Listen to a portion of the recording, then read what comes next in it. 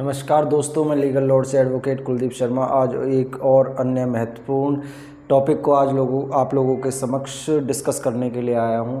ये एक केस है जो आज हमारी फर्म के सामने आया था। इसको मैं आज आप लोगों को बताने चाहता हूं और इसमें कौन कौन से कानूनी प्रावधान हैं जो हम यूज़ कर सकते हैं। एक महिला थी, उसका हस्बैंड था जो कि मर गया था।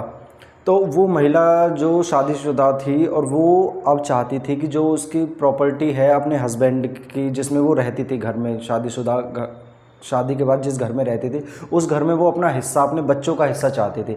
तो क्या वो लड़की है वो हिस्सा क्लेम कर सकती है, ये यहाँ पर जानने की बात है।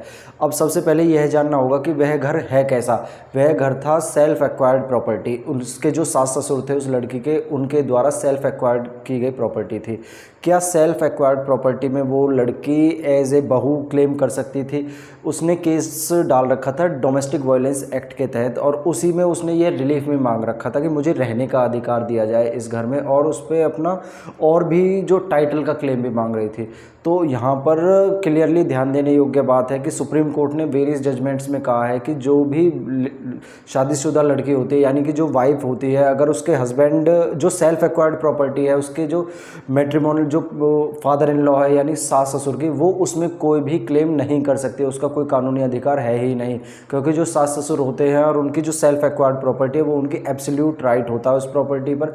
वो जिसे चाहे उसके फेवर में टाइटल कर सकते हैं, जिसे चाहे बेच सकते हैं, और कब्जे में रहने का अधिकार भी वो जो जिसे चाहे उसे दे सकते हैं।